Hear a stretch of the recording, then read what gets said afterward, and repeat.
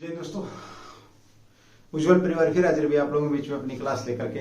और आज की जो क्लास रहेगी वो रहेगी आपकी 25/7/2022 यानी कि 25 जुलाई की जो क्लास है आपके बीच में है भाई। ठीक है, चलिए लेते हैं पहला ही क्वेश्चन जो कि आपका चर्चा में है।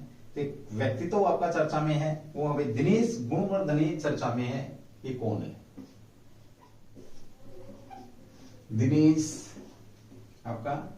दिनेश गुणवर्धने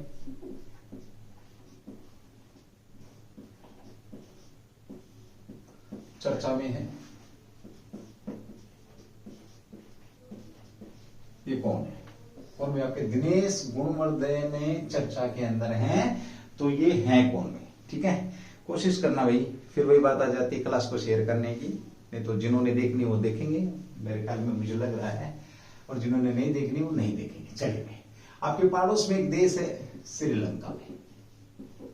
श्रीलंका, तो इनका संबंध की अगर मैं बात करूं तो कहां से श्रीलंका है? श्रीलंका के क्या है भाई, आप कह सकते हो नए पीएम है भाई आपके श्रीलंका के। इन्होंने अभी हाल ही में पीएम की शपथ दिलाई है भाई। किसके द्वारा शपथ दिलाई है? तो रानिल सिंघे के द्वारा, यानी कि राष्ट्रपति ने इनको क्या पीएम की शपथ दिलवा दी है भाई। ठीक है, नए पीएम है भाई आपके।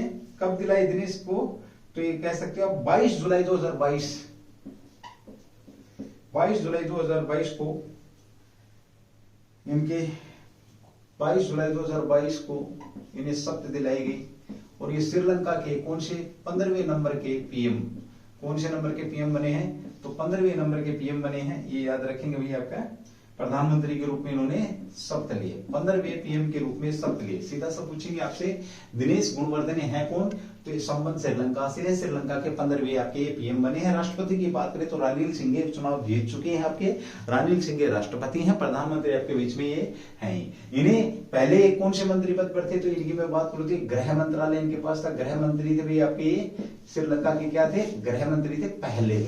ठीक है, पहले क्या थे? गृह मंत्री थे। वर्तमान में आपके क्या बन गए? अभी ये श्रीलंका के प्रधानमंत्री बन गए। ये भी एक अच्छा क्वेश्चन आपके बीच में यहाँ पर बन जाएगा। कितने? 73 वर्ष के हैं, ये ध्यान रखेंगे भाई। ठीक है, किसके द्वारा शपथ दिलाई है? तो राष्ट्रपति रानिल विक्रमसिंघे ने। शपथ की बात करें, शपथ की अगर मैं बात करता हूं तो किसने दिलाई है? तो राष्ट्रपति रानिल, जो राष्ट्रपति की बात हुई थी अभी आपकी शपथ किनको, इनको जो शपथ दिलाई है राष्ट्रपति आपके रानिल द्वारा, रानिल विक्रम द्वारा क्या किया? इन्हें शपथ ग्रहण करा दी गई है। और ये श्रीलंका के आपके 15वें नंबर के राष्ट्रपति प्रधानमंत्री बन चुके हैं। ये भी आपका चर्चा में। आपको पता है श्रीलंका के अंदर क्या हुआ? श्रीलंका के अंदर आर्थिक जो कह सकते हो संकट आया हुआ है देश के अंदर। और राष्ट्रपति चुनाव के समय आपातकाल की भी घोषणा कर रखी थी ताकि जनता भड़क ना सके। आप लोगों से क्वेश्चन पूछा जा सकता है, कहां की जनता ने महामहिम व राष्ट्रपति ध्वज को समाप्त कर दिया है? तो आपका श्रीलंका की जनता ने राष्ट्रपति व महामहिम को समाप्त कर दिया है। ये भी आपके बीच में अच्छा क्वेश्चन बन जाएगा भाई। ठीक है, ओके। साथ में इनके साथ और क्या था, नोट डाल के निकलेंगे। इनके साथ 17 और कैबिनेट मंत्रियों ने, इनके साथ कितने भी आपके 17 और जो कैबिनेट मंत्री हैं, कैबिनेट जो मंत्री हैं, इन मंत्रियों ने शपथ यहाँ पर ग्रहण करी है श्रीलंका के अंदर। ठीक है, तो चलिए ये था कि आपका श्रीलंका के राष्ट्रपति प्रधानमंत्री साहब थे जिन्होंने 15वें प्रधानमंत्री के रूप में क्या करी यहाँ पर शपथ ग्रहण करी है। तो आपका क्वेश्चन नंबर 1 यहाँ पे आपका कंप्लीट होता है। अगले क्वेश्चन की बात करते हैं, क्वेश्चन नंबर 2। ठीक है, क्वेश्चन नंबर 2 की बात करते हैं। तो ये भी आपके एक अच्छा क्वेश्चन यहाँ पे बनेगा। क्वेश्चन नंबर 2 जो आप लोगों से पूछे जाने की प्रबल संभावना यहाँ पर बनी रहेगी। चलिए बात करते हैं किसकी, अगले क्वेश्चन की। क्वेश्चन नंबर 2, तो ये भी आपका अभी हाल ही में किस देश के साथ? भारत व जापान। चलिए क्वेश्चन नंबर 2 की बात करते हैं। भारत व जापान के मध्य कौन सा अभ्यास जारी हुआ? जापान के मध्य कौन सा अभ्यास जारी हुआ? ठीक है, या होगा, जो भी आप लोग समझे, जैसे भी अच्छा क्वेश्चन भी आपका ये। जापान के साथ एक हम अभ्यास कर रहे हैं, एक अभ्यास की यहाँ पर बात हो रही है। तो भारत व जापान के मध्य, भारत व जापान की अगर मैं बात करता हूं तो देखिए, भारत व जापान की अगर बात करी जाती है तो यहाँ पर ये आपका क्या भाई, समुद्री साझेदारी अभ्यास। कौन सा भाई आपका? समुद्री साझेदारी जो अभ्यास है, अभ्यास। कौन सा अभ्यास है? समुद्री साझेदारी अभ्यास। सीधा सा क्वेश्चन आपसे ये भी कर लेगा कि समुद्री साझेदारी अभ्यास किस किस के बीच में हुआ है, तो ये आपका जापान और भारत के बीच में हुआ है। ये भी आपका यहाँ पे क्वेश्चन बन जाएगा भाई, ठीक है। चलिए थोड़ी सी बात करते हैं किसकी, जापान की बात करते हैं। जापान की अगर हम बात करें तो देखिए इसकी जो कैपिटल है, कैपिटल की मैं बात करता हूँ, राजधानी कौन सी आपकी? टोक्यो। टोक्यो, टोक्यो क्या है? राजधानी है। टोक्यो राजधानी है।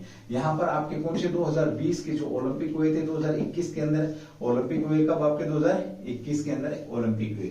सबसे पहले जो सूर्य उदय कहां पर सबसे पहले होता है? तो जापान के अंदर सबसे पहले क्या होता है भाई? सबसे पहले सूर्य उदय होता है। सूर्य की बात करें, सूर्य उदय होता है तो यहाँ पर इसे क्या बोला जाता है? सूर्योदयों का देश।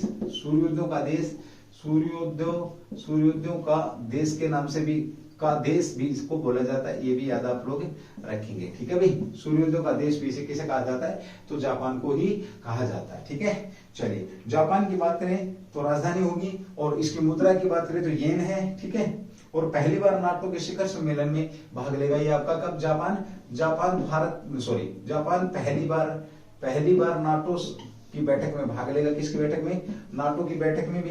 ये भी अच्छा क्वेश्चन यहाँ पे बन जाता है।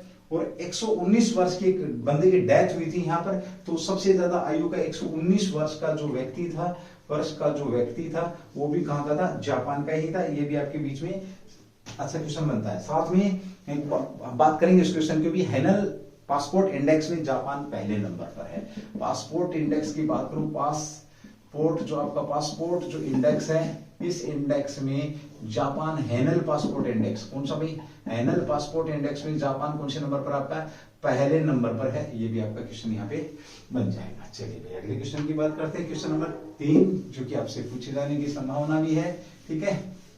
अच्छा क्वेश्चन बनेगा भाई आपका क्वेश्चन नंबर 3 भाई। तो चलिए हैनल पासपोर्ट इंडेक्स ही ले लेते हैं हम यहाँ पर, जो चर्चा में है आपका, जिसका भी मैंने इस क्वेश्चन के अंदर जिक्र किया।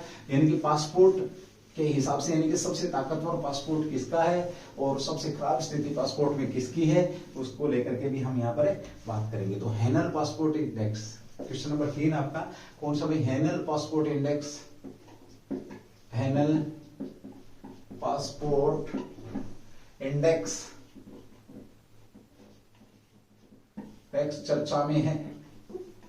हैनल पासपोर्ट इंडेक्स चर्चा में है।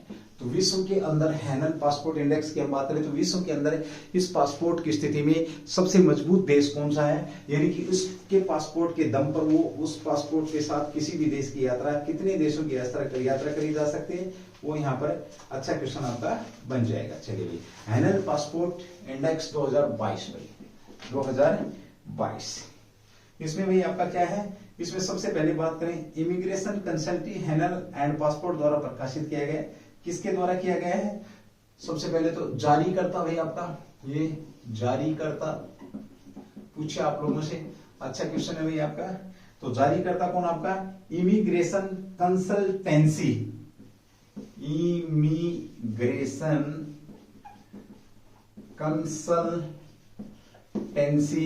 इमिग्रेशन कंसल्टेंसी हेनले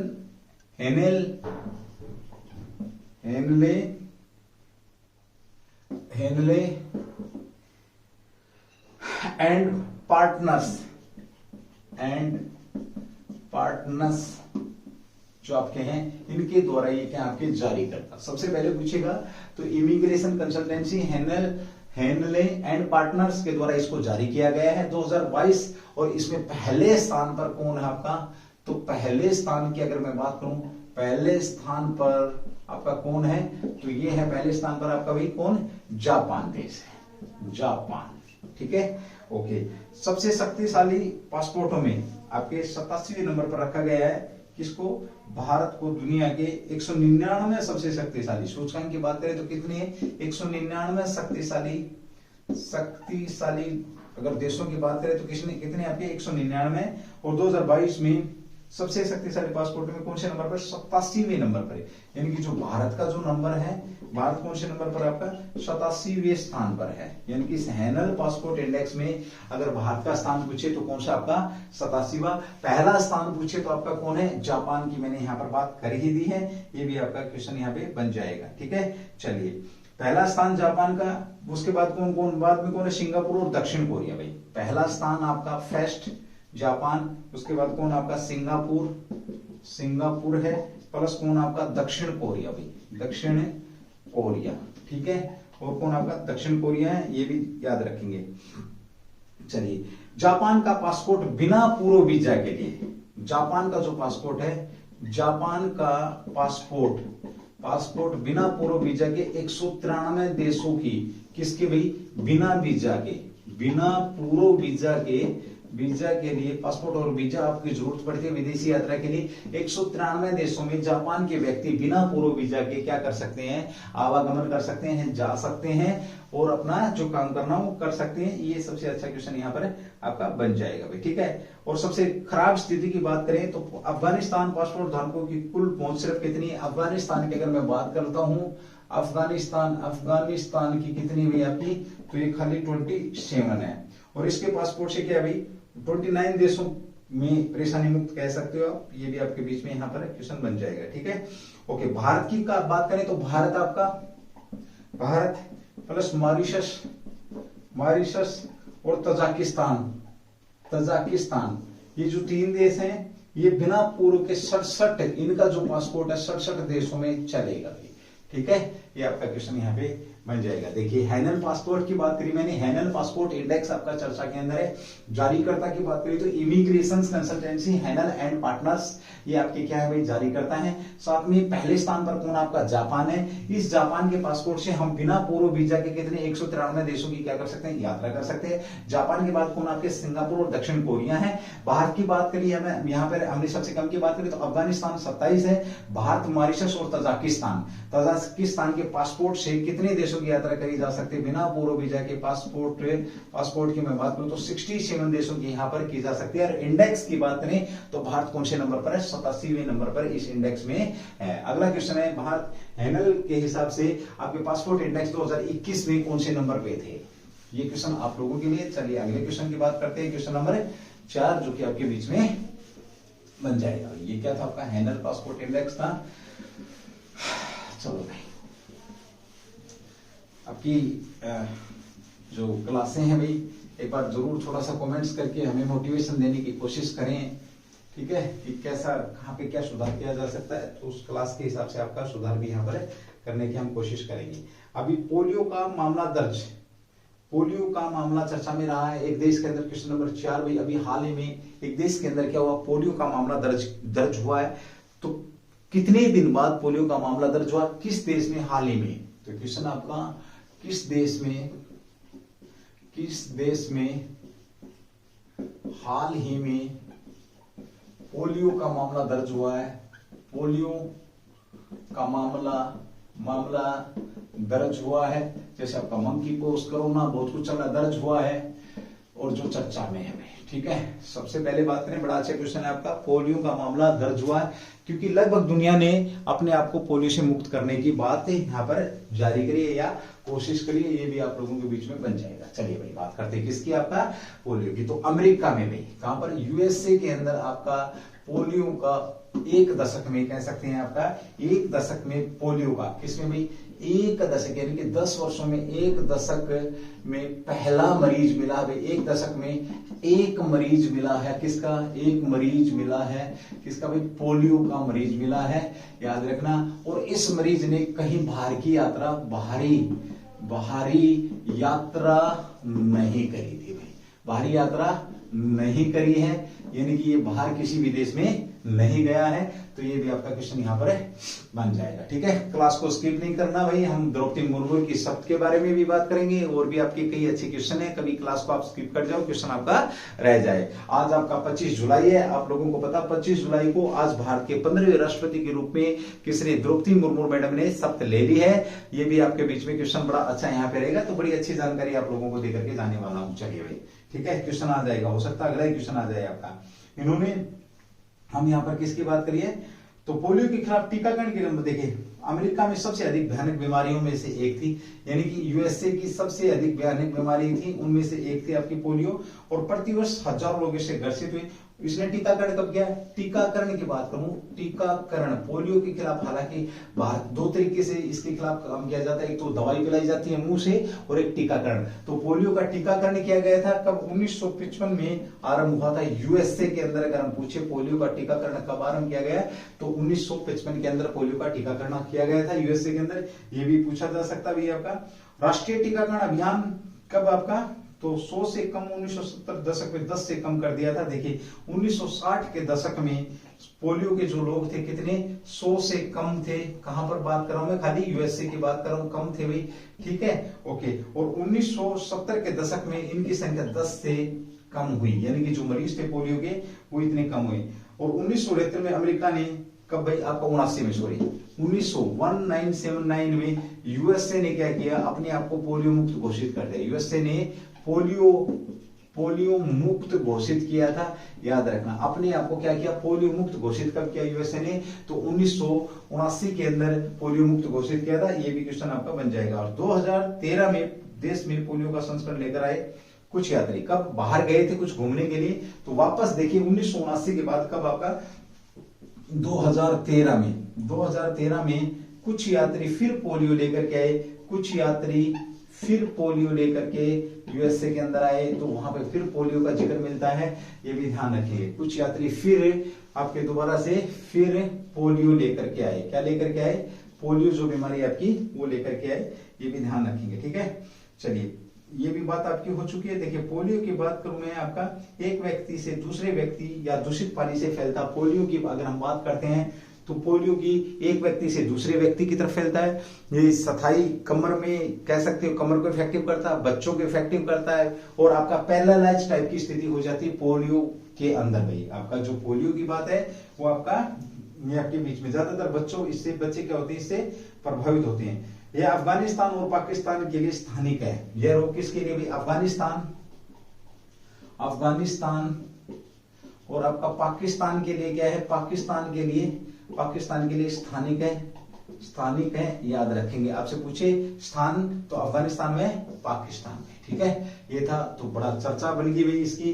भारत में तो किसी का भी मरीज आ जाए कोई चर्चा नहीं होती, लेकिन एक 10 साल के अंदर एक मरीज यहाँ पे देखने को मिला तो हड़कंप मचा हुआ। कहां पर? यूएसए के अंदर में, ठीक है। चलिए अगले क्वेश्चन की बात करते हैं, क्वेश्चन नंबर 5, जो कि आपका चर्चा के अंदर है।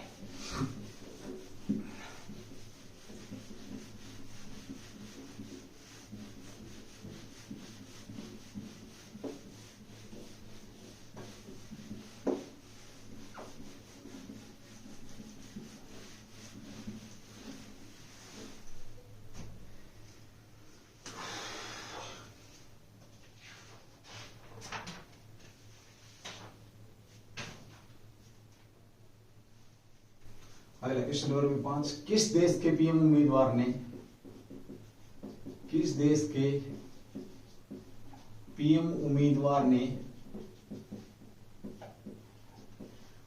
चीन को अपने लिए सबसे बड़ा खतरा बताया है?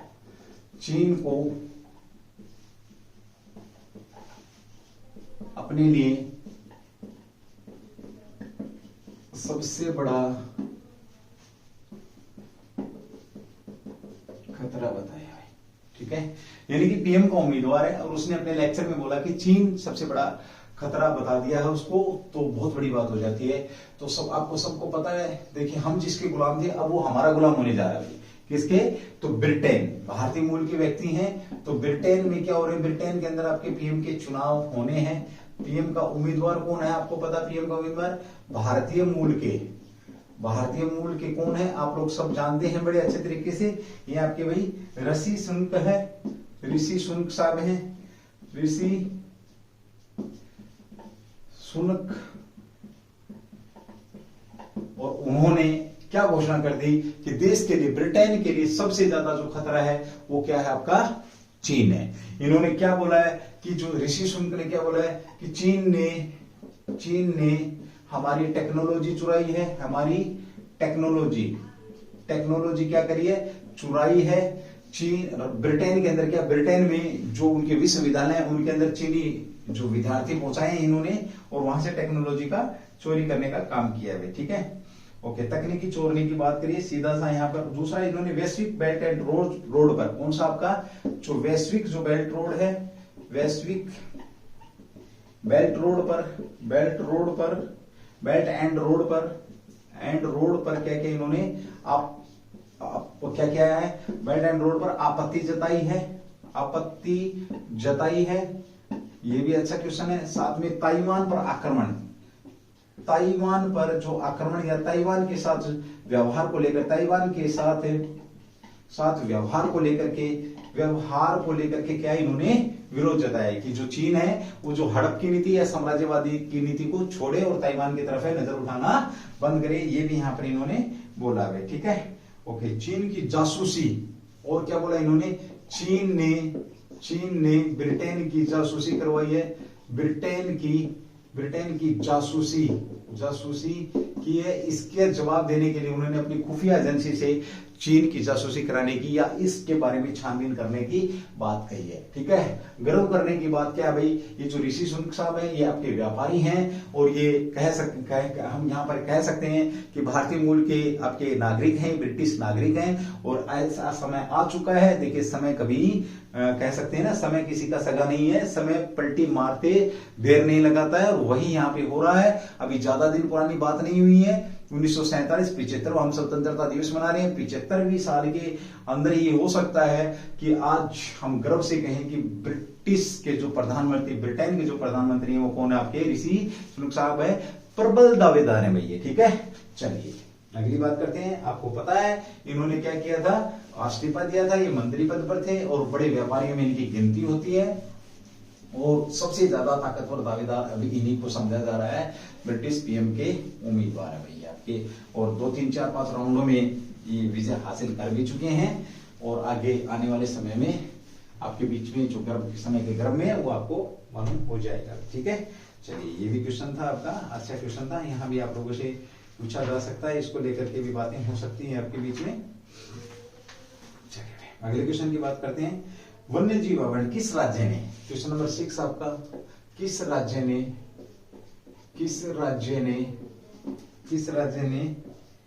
दूसरे वन्य जीव अभयारण्य की मंजूरी दी है, दूसरे वन्य जीव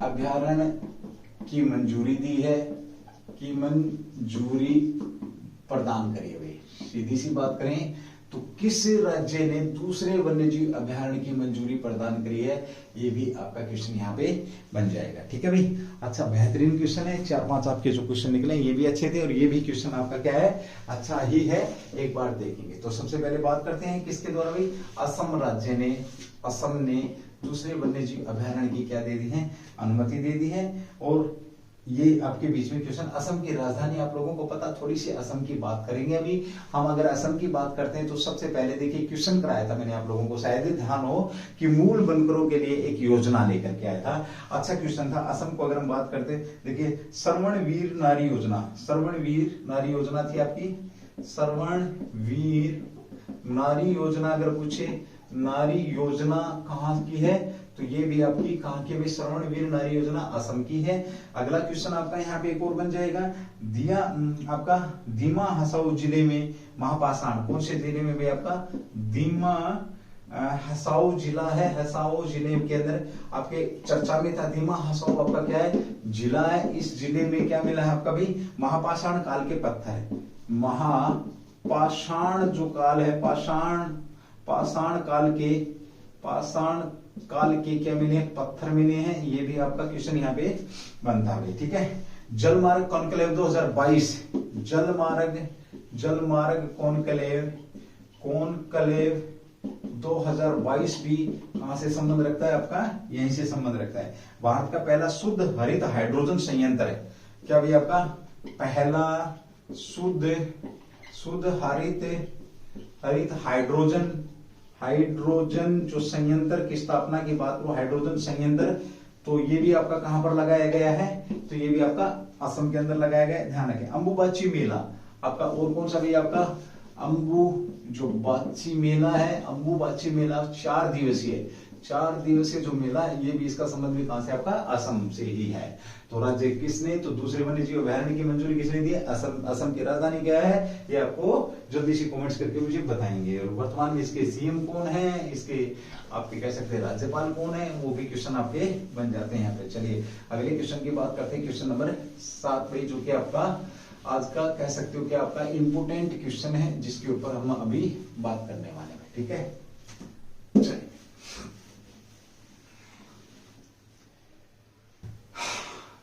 आज का ऐतिहासिक दिन है भाई, क्वेश्चन नंबर 7। आज का ऐतिहासिक दिन है, आज 25 जुलाई है। 25 जुलाई भारत का ऐतिहासिक दिन किस लिए है, आज भारत को कह सकते हैं द्रौपदी मुर्मू आपकी चर्चा में है। द्रौपदी मुर्मू क्या आपकी, मुर्मू आपकी चर्चा में है, द्रौपदी मुर्मू चर्चा में है। सबसे पहली बात है भारत की भाई क्या, भारत की पहली आदिवासी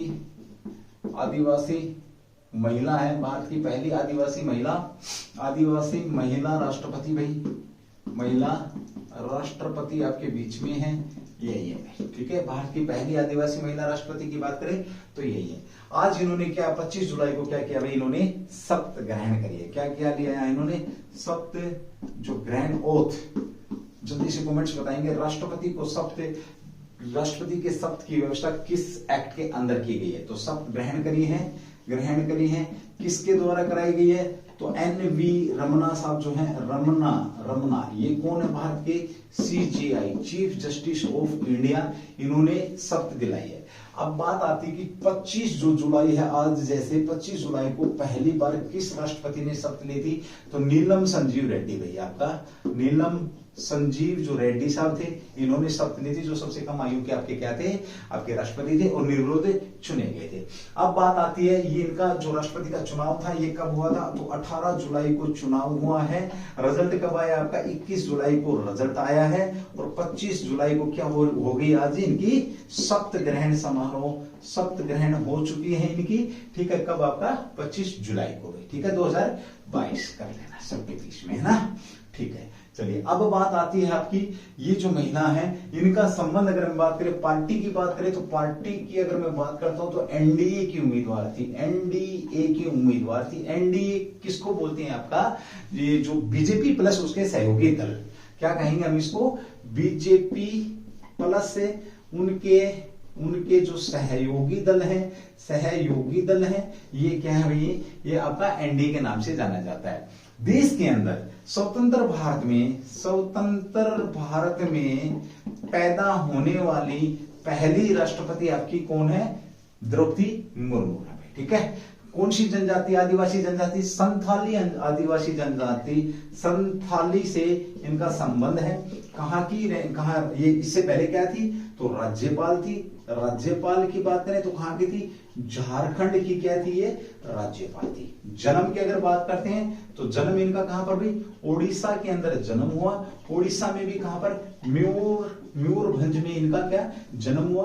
कब, 1958 के अंदर इनका जन्म हुआ। ये भी आपके बीच में यहाँ पे जानकारी आपको मिल जाएगी। दूसरी बात करते हैं इन्होंने कितने प्रतिशत मत हासिल किए, तो 64.03% मत हासिल करके इन्होंने ये इतिहास रचा है। ये भी आपके बीच में क्वेश्चन यहाँ पर बन जाएगा द्रौपदी मुर्मू को लेकर के।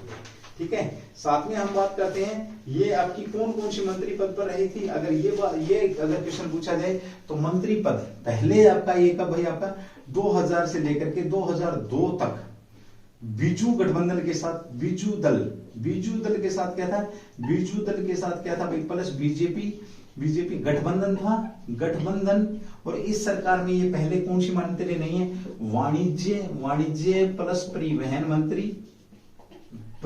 मंत्री इनके पास था। उसके बाद फिर ये आपकी 2002 से 2004 तक कौन से मंत्री पद पर है आपकी ये, तो मत्स्य पालन व किसान विकास मंत्रालय, मत्स्य पालन व किसान विकास जो मंत्रालय था, उस मंत्री पद की यहाँ पर मंत्री रही हैं। ये भी बड़ा शानदार क्वेश्चन आपका। तो आज आपके बीच में शपथ हुई है, राष्ट्रपति की शपथ कौन दिलाते हैं, चीफ जस्टिस ऑफ इंडिया दिलाते हैं। अगर उनकी एब्सेंटी होती है तो जो भी सीजीआई के बाद जो भी सर्वोच्च न्यायालय के जो वरिष्ठतम न्यायाधीश होते हैं वो शपथ दिलाते हैं।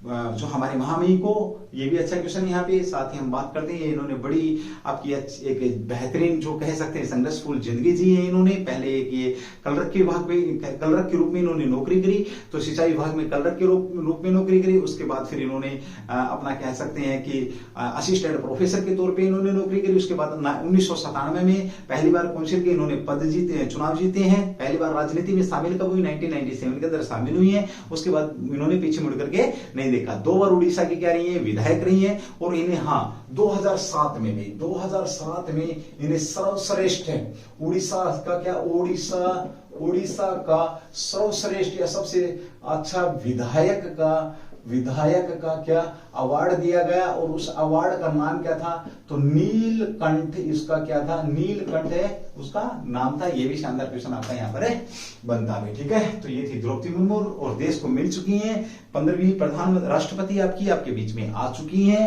64 पॉइंट आपका कितना? 64.03% वोटों के साथ ये अपना जीत हासिल करी इन्होंने। तो ये भी एक बेहतरीन क्वेश्चन आप लोगों के बीच में यहाँ पर बन जाता है। चलिए भैया अगले क्वेश्चन की बात करते हैं। Question number 8। अभी हाल ही में आपका एक फिल्म फेस्टिवल हुआ है, ठीक है, और इस फिल्म फेस्टिवल में एक कौन सी जो आपकी कह सकते हैं अच्छे क्वेश्चन यहाँ पे बनेंगे। देखिए कौन सी फिल्म ने जीता, कौन से डायरेक्टर ने अवार्ड जीता, वो सारे के सारे, जैसे अजय देवगन साहब ने जीता है, सूर्या साहब ने जीता है, सूर्या कौन सी फिल्म के लिए? तमिल फिल्म के लिए जीता। बहुत सारे क्वेश्चन आप लोगों के यहाँ पे बनेंगे, जिनको लेकर के हम अभी आप लोगों के बीच में बात करने वाले हैं। ठीक है, चलिए क्वेश्चन नंबर 8 की बात करेंगे। क्वेश्चन नंबर 8 भैया, ठीक है, चलो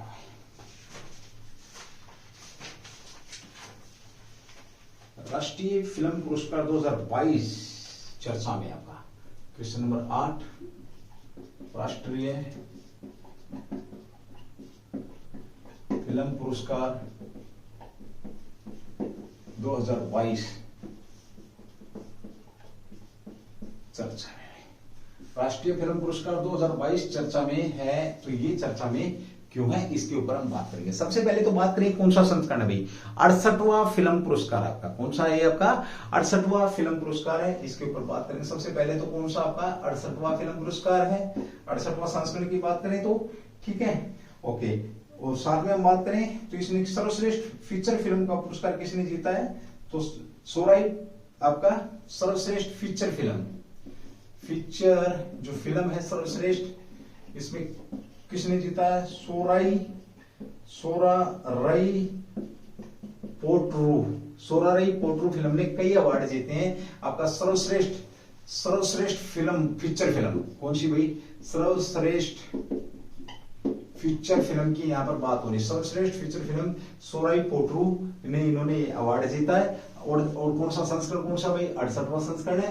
ये भी बात याद कर रखेंगे भाई, ठीक है। चलिए उसके बाद बात करते हैं भाई आपका, इसने कितने पुरस्कार जीते हैं? सोराई ने कुल मिलाकर के 4 सबसे बड़े पुरस्कार, टोटल बात करें कितने? 4 पुरस्कार कितने पुरस्कार जीते? इसने 4 पुरस्कार इन्होंने जीते हैं इस फिल्म के द्वारा। साथ में आपकी और कौन सी 3 ट्रॉफी किसने जीती है? तानाजी ने भी कितनी? 3 ट्रॉफी तानाजी ने भी जीती हैं। ये भी आपके बीच में क्वेश्चन यहाँ पे बन जाएगा भाई, ठीक है, ओके। अब बात करते हैं कब हुआ आपका भाई ये राष्ट्रीय फिल्म पुरस्कार? आपका 22 जुलाई 2022 को आपका ये फिल्म पुरस्कार हुआ है। इसके अंदर अगर मैं बात करूं तो आपका कौन सा मंत्रालय इसको प्रसारित करता है? कौन सा मंत्रालय? तो प्रसारण जो सूचना एवं प्रसारण मंत्रालय, सीधा लिखेंगे किस मंत्रालय के अंदर भाई? सूचना एवं, मोस्ट इंपोर्टेंट है, सूचना एवं प्रसारण जो मंत्रालय है आपका, ये इस पुरस्कार को क्या करता है? प्रदान करता है। ये भी अच्छा क्वेश्चन यहाँ पे आपका बन जाएगा। अगली बात करते हैं, मैं इधर देखिए तो सर्वश्रेष्ठ अभिनेता किसको दिया गया है? अजय देवगन को। अजय देवगन सर्वश्रेष्ठ अभिनेता की बात करें, देवगन प्लस में कौन आपके? सूर्या है। इन्हें किसके लिए दिया गया है? तानाजी के लिए इनको दिया गया है, तानाजी के लिए। और इनको किसके लिए दिया गया है? तो सोराई पोट्रू के लिए दिया गया है। संयुक्त रूप से सर्वश्रेष्ठ अभिनेता आपके, संयुक्त रूप से सर्वश्रेष्ठ अभिनेता का अवार्ड किसे दिया गया है? तो अजय देवगन को है, सूर्या को। और ये जो पोट्रेई, जो आपका सोराई पोट्रू है, ये कौन सी फिल्म है? तमिल की फिल्म है भाई, तमिल फिल्म है, इसको ये दिया गया है। ये भी आपका शानदार क्वेश्चन यहाँ पे बनता भी। अभिनेत्री की बात करें तो अभिनेत्री कौन सी है? अर्पणा बाला मुरली भाई, ये भी ऐसा क्वेश्चन है। अगर एक्टर्स तो आपकी हो गए, अभिनेत्री की बात करें, अभिनेत्री की अगर मैं बात करता हूं तो ये कौन आपकी? अपर्णा बाला मुरली, ये सर्वश्रेष्ठ अभिनेत्री, और इन्हें ये भी किसके लिए? सोराई पोट्रो के लिए ये दिया गया है। ठीक है, चलिए हमने मोटी मोटी बात करी। आपका जो राष्ट्रीय फिल्म पुरस्कार 2022 का जो जिक्र किया गया था, सूचना और प्रसारण मंत्रालय, संस्करण की बात करें तो 68वां, बेस्ट सर्वश्रेष्ठ फीचर फिल्म की बात करें तो सोराई पोट्रो, ये कौन सी आपकी? तमिल की है। और साथ में बात करें 4 पुरस्कार ये जीत चुकी है। एक पुरस्कार आपके 3 पुरस्कार तानाजी ने भी जीते हैं, जिसके अजय देवगन और सूर्य दोनों को संयुक्त रूप से सर्वश्रेष्ठ फिल्म पुरस्कार अवार्ड दिया गया है। एक्टर्स की बात करें तो आपका अपर्णा बाला मुरली है, ये क्या आपकी हीरोइन है, जिन्हें सर्वश्रेष्ठ हीरोइन का पुरस्कार दिया गया, ये भी आपका, और सूचना और प्रसारण मंत्रालय ध्यान रखेंगे। चलिए भाई दोस्तों, इसकी एक 10 मिनट की क्लास अलग से 10 या 15 मिनट या 20 मिनट का जो भी एक टॉपिक रहेगा, यहाँ से क्वेश्चन बनने के आपके आसार रहेंगे, तो इसकी एक छोटी सी क्लास आपके बीच में अलग से डालने की कोशिश करूंगा। चलिए, थैंक यू, जय हिंद, जय Bharat, do the best. Class को भाई प्लीज शेयर कर दिया करो, ठीक है, और अपनी पढ़ाई पे फोकस करो। अब मैं बात करूंगा, कल आपका जो एक HCS का पेपर हुआ था हरियाणा के अंदर, तो जिसमें हमारे बहुत सारे क्वेश्चन जो कि आपको ऑफलाइन और कह सकते हैं आपके यूट्यूब के ऊपर भी जो क्लासें डाली उसके अंदर भी हैं, और ऑफलाइन में जैसे हमने महाराजा रणजीत सिंह की बात करी थी, कौन सी मिसल से, शुक्र चुकिया मिसल से भी बात हुई थी आपकी, जैसे शिक्षा का अधिकार की बात हुई थी, कौन से भाग में, यानी कि संविधान के भाग आपको कराए थे, स्पेशली बताया गया था। साथ में आपके 55 एक्ट के एडहॉक जज के बारे में भी बात हुई थी कि एडहॉक जज, ये क्वेश्चन भी वहां पे था। ठीक है, हिस्ट्री की अगर मैं बात करूं तो हिस्ट्री को आप लोगों के बीच में पूछ रखा था, जैसे टोडरमल को देकर के, दहसाल प्रणाली को देकर के, इस तरीके से। हालांकि बड़ा ही मतलब एक बेहतरीन आपका पेपर था वो, और उसके जो क्वेश्चन आंसर है मैं जल्दी आप लोगों के बीच में लेकर के आऊंगा, अगर मुझे समय लगा तो, नहीं तो ऑफलाइन आप लोगों को करा दिया जाएगा। तो ये उज्जवल परिवार आप लोगों के बीच में इसी प्रकार से अपनी क्लास लेकर के आता रहेगा भाई। थैंक यू, जय हिंद, जय भारत, टू द बेस्ट।